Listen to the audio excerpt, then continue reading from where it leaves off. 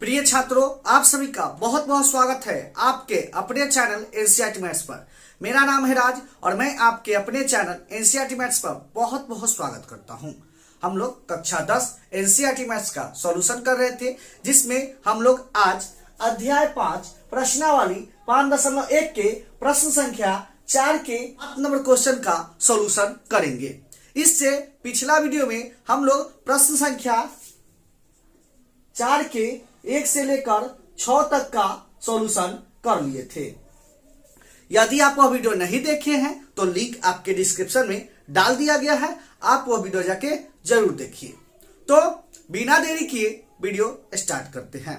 Video start करने से पहले यदि आप इस चैनल से पहली बार जुड़ रहे हैं, वीडियो पहली बार देख रहे हैं, तो चैनल को सब्सक्राइब कर ले और बेल आइकन को जरूर प्रेस कर ले, ताकि जब भी मैं नया वीडियो डालूं तो समय समय पर आपको नोटिफिकेशन के माध्यम से पता चलता रहे। तो चलिए वीडियो स्टार्ट करते हैं। प्रश्न संख्या 4, निम्नलिखित में से कौन कौन एपी में है? यदि कोई एपी में है तो उसका सारवंतर ज्ञात करें और इसके 3 और पद ज्ञात करें। तो प्रश्न में कह रहा है कि निम्नलिखित में से कौन कौन एपी में है। यदि कोई एपी में है तो इसका सारवंतर ज्ञात करें और इसके 3 और पद निकालें। क्लियर है? तो हम लोग जानते हैं कोई समांतर श्रेणी एपी में तभी होगा जब उसका सारवंतर बराबर हो। यदि सारवंतर बराबर होगा तो वह एपी में होगा और सारवंतर बराबर नहीं होगा तो वह एपी में नहीं होगा। तो एपी में है या नहीं यह जानने के लिए सारवंतर निकालना होगा। तो सबसे पहले हम लोग सारवंतर ज्ञात करते हैं। तो यह श्रेणी दिया हुआ है, तो हम लोग सारवंतर निकाल लेते हैं। इसलिए सारवंतर इक्वल टू, सारवंतर को हम लोग डी से दर्शाते हैं। डी इक्वल टू होता है A2 minus A1। A2 minus A1। अब A1 क्या है, A2 क्या है, यह देख लेते हैं। तो हम लोग जानते हैं कोई एपी दिया रहता है जिसमें पहला पद A1, दूसरा पद A2, तीसरा पद A3 और चौथा पद A4 होता है। Dot dot dot. क्लियर है? तो इसमें पहला पद A1, दूसरा पद A2, तीसरा पद A3, चौथा पद A4। क्लियर है? तो A2 कौन हो जाएगा? -4 माइनस A1 क्या है? 0। घटेगा तो क्या आएगा? -4। क्लियर है? यह दोनों का बीच का अंतर निकाल लिए। अब आगे चेक करते हैं यह दोनों का बीच का अंतर। यदि दोनों के बीच का अंतर बराबर होगा तो वह एपी में होगा। यही बीच का अंतर को हम लोग सारवंतर बोलते हैं। क्लियर है? तो इसलिए सारवंतर D equal to A3 minus A2। A3 कितना है? -8 माइनस A2 कितना है? -4। तो क्या होगा? -8 और माइनस माइनस +4। तो प्लस माइनस माइनस घटेगा तो क्या आएगा? -4। क्लियर है? तो यहां भी -4, यहां भी -4। तो सारवंतर बराबर है। तो यदि सारवंतर बराबर है तो यह एपी में है। क्लियर? तो यह लिख लेते हैं। यहां सारवंतर बराबर है अतः यह एपी में है। क्लियर है? अब आगे प्रश्न में कह रहा है यदि कोई एपी में है तो उसका सारवंतर ज्ञात करें। तो हम लोग सारवंतर पहले ही निकाल लिए हैं। सारवंतर कितना है? -4। क्लियर है? यहां भी -4, सारवंतर -4 है। अब आगे कह रहा है और इसके 3 और पद ज्ञात करें। क्लियर है? 3 और पद निकालना है। तो हम लोग इसमें पहले से A1 दिया हुआ है, A2 दिया हुआ है, A3 दिया हुआ है, A4 दिया हुआ है। तो 3 और पद क्या निकलेगा? A5, A6, A7। तो यह ज्ञात करते हैं। इसलिए A5 निकालने से पहले हम लोग प्रथम पद निकाल लेते हैं। इसलिए प्रथम पद को 1 से दर्शाते हैं। A इक्वल टू होता है A1। A1 का मान कितना है? 0। तो प्रथम पद कितना हो गया? 0। अब हम लोग A5 निकालते हैं। इसलिए A5 का फॉर्मूला क्या हो जाएगा? A + 4D। A तो होगा ही। क्लियर है? A सब में होगा और यहां 5 है तो एक कम दी, 4D। क्लियर है? यह सब पिछला वीडियो में बता दिए। यदि आप वह वीडियो नहीं देखे हैं तो लिंक आपके डिस्क्रिप्शन में डाल दिया गया है, आप वो वीडियो जाके जरूर देखिए।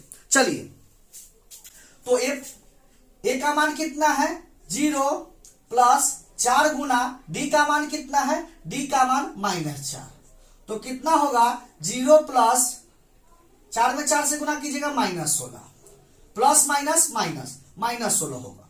क्लियर है। तो A5 का मान कितना हो गया -16। अब हम लोग A6 निकाल लेते हैं, इसलिए A6 क्या फॉर्मूला होगा, A तो होगा ही, यहां 6 है तो एक कम डी, कितना होगा 5D। अब जो मान दिया हुआ है वो रख लेंगे। A का मान कितना है 0 प्लस 5 गुना D का मान कितना है -4, तो कितना हो जाएगा 0 प्लस -20 प्लस माइनस माइनस होगा, घटेगा तो क्या होगा -20, तो A6 का मान कितना हो गया -20। क्लियर है। अब हम लोग A7 निकाल लेते हैं, इसलिए A7 A7 का फॉर्मूला होगा, A तो होगा ही, 7 है तो एक कम डी, कितना होगा 6D। क्लियर है। A का मान कितना है 0 प्लस 6 गुना D का मान कितना है -4, तो 0 प्लस 6 में 4 से गुना कीजिएगा 24, कितना होगा -24, तो A7 का मान कितना हो गया -24। क्लियर है। तो इस प्रश्न में 3 और पद ज्ञात करने के लिए कह रहा था, तो हम लोग 3 और पद निकाल लिए, A5 A6 A7। क्लियर है, कोई दिक्कत नहीं है। क्लियर है। तो यह प्रश्न यहां पर समाप्त होता है। हम उम्मीद करते हैं कि यह भी प्रश्न आपको जरूर समझ में आया होगा। अब देखते हैं इसका अगला क्वेश्चन। तो इस प्रश्न में भी पहले चेक करना है कि यह एपी में है या नहीं।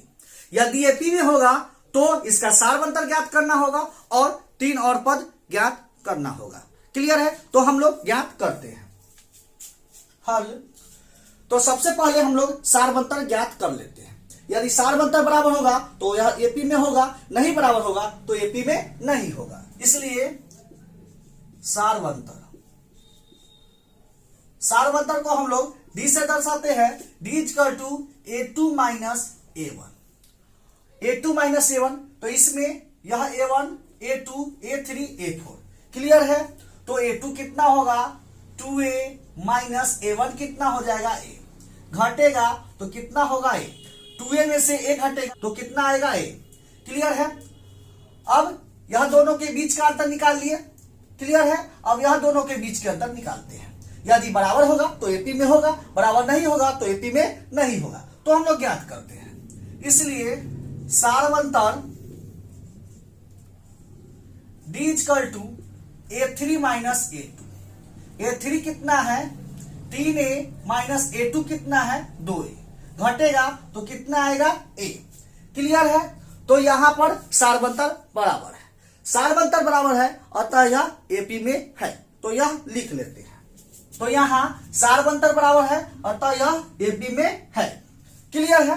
अब आगे एपी में होने की स्थिति में सारवंतर ज्ञात करें, तो हम लोग सारवंतर पहले ही निकाल लिए और इसके 3 और पद ज्ञात करें, इसके 3 और पद ज्ञात करें। 3 और पद निकालना है तो हम लोग देख लेते हैं। पहला A1 A2 A3 A4, A4 दिया हुआ है तो 3 और पद A5 A6 A7 निकलेगा, तो हम लोग ज्ञात करते हैं। इसलिए A5 = A plus 4D। A5 का फॉर्मूला होगा A प्लस 4D। A का मान कितना है, तो A ज्ञात नहीं किए हैं, तो सबसे पहले हम लोग A ज्ञात कर लेते हैं। इसलिए प्रथम पद को हम लोग A से दर्शाते हैं, A = A1। A1 का मान कितना है A, तो प्रथम पद का मान कितना होगा A। क्लियर है। तो यहां मान रख देंगे। A का मान कितना हो गया A प्लस 4 गुना D का मान कितना है A, तो क्या होगा A प्लस 4 में से गुना कीजिएगा 4A, जोड़िएगा तो 5, तो A5 का मान कितना हो गया 5। अब हम लोग A6 निकालते हैं। A6 A plus 5D। A का मान कितना है A प्लस 5 गुना D का मान कितना है A, क्या होगा A प्लस 5 में से गुना कीजिएगा 5, जोड़िएगा तो 6A, तो A6 का मान 6A हो गया। अब आगे देखते हैं, A7 ज्ञात करते हैं, इसलिए A7 का फॉर्मूला होगा A प्लस 6D। क्लियर है, A होगा ही, एक कम D, 6D। तो A का मान कितना है, A प्लस 6 गुना D का मान कितना है, A। तो क्या होगा, A प्लस 6 में से गुना कीजिएगा 6A, जोड़िएगा तो 7A।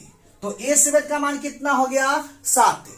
तो इस प्रश्न में 3 और पद ज्ञात करने के लिए बोल रहा था, तो हम लोग 3 और पद ज्ञात कर लिए, A5, A6, A7। क्लियर है, कोई दिक्कत नहीं है। तो यह भी प्रश्न यहां पर समाप्त होता है। हम उम्मीद करते हैं कि यह भी प्रश्न आपको जरूर समझ में आया होगा। अब मिलते हैं नेक्स्ट वीडियो में इसी तरह के नए प्रश्नों के साथ। तब तक के लिए धन्यवाद।